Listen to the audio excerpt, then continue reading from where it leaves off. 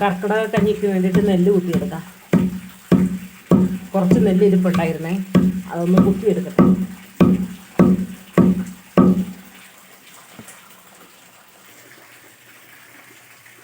ഇതാ ഞാൻ നെല്ല് കുത്തിയെടുത്തിട്ടുണ്ട്. ഇനി പച്ചമരുന്നൊക്കെ പറിക്കാൻ പോകണം. മരുന്ന് കഞ്ഞിക്ക് വേണ്ടിയുള്ള പച്ചമരുന്ന് നമുക്ക് പരിചയപ്പെടാം. ഇത് തുമ്പ, ഇത് നിലംപരണ്ട, ഇത് കല്ലുരുക്കി,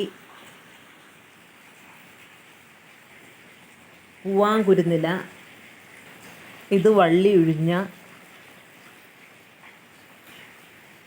ഇത് തൊട്ടാവാടി, കീഴാർ നെല്ലി, ഇത് കുറുന്തോട്ടി,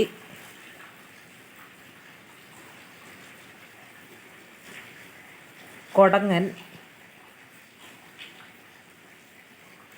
ഇത് മുക്കൂറ്റി, മുയൽച്ചെവിയൻ, തുളസിയില, ആടലോടകത്തിൻ്റെ ഇല. ഇത്രയും ഇലകളാണ് ഉള്ളത്. ഈ മരുന്നുകളെല്ലാം നമുക്ക് കഴുകി വൃത്തിയാക്കി എടുക്കാം. പച്ചമരുന്നൊക്കെ ഇടിച്ച് പിഴിഞ്ഞ് അരിച്ചെടുത്ത് വെച്ചിട്ടുണ്ട്. ഇനി ഇത് നമുക്ക് കഞ്ഞി വെക്കുന്ന കലത്തിലേക്ക് ഒഴിക്കാം. ഇത് മൺകലമാണ്. മൺകലത്തിലേക്ക് നമുക്ക് ഒഴിച്ചു കൊടുക്കാം.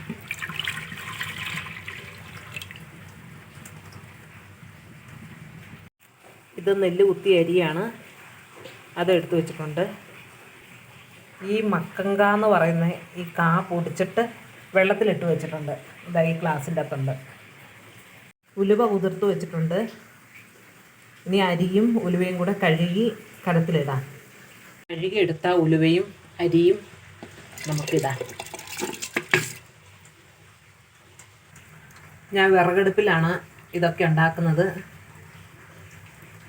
ഇത് നല്ലോണം അരി വേകട്ടെ. കുറച്ച് തേങ്ങയും ജീരകവും പിന്നെ ഈ വെള്ളത്തിലിട്ട് വെച്ച ഈ മക്കങ്കായുടെ പരിപ്പും നമുക്ക് അരച്ചെടുക്കാം. എൻ്റെ വീട്ടിലുള്ള സാധനം വെച്ചാണ് ഞാൻ ഈ കർക്കിടക കഞ്ഞി തയ്യാറാക്കുന്നത്. എല്ലാം അരച്ചെടുത്തിട്ടുണ്ട്. ഇതാ കഞ്ഞി വെന്ത് വന്നിട്ടുണ്ട്. ഇനി നമുക്ക് അരച്ച് വെച്ച തേങ്ങ ചേർക്കാം.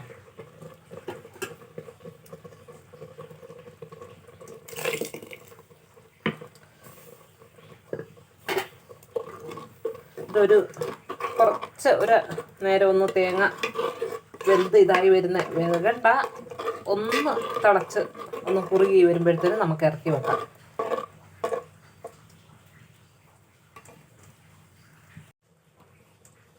നമുക്കൊരല്പം ഉപ്പ് ചേർത്ത് കൊടുക്കാം.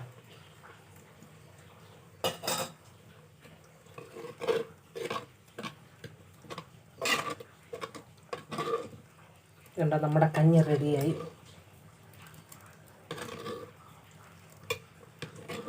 എല്ലാവരും ഇതുപോലെ ഒന്ന് ഉണ്ടാക്കി നോക്കണം കേട്ടോ. ഇതങ്ങനെ കഞ്ഞി റെഡിയായി. നമ്മുടെ വീട്ടിന് മുറ്റത്തുള്ള പച്ചമരുന്ന് ചേർത്തിട്ടുള്ള കഞ്ഞിയാണിത്. എല്ലാവരും ഒന്ന് ഉണ്ടാക്കി നോക്ക്.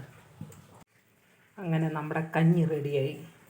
ഇനി ചൂടോടെ കഴിക്കാം.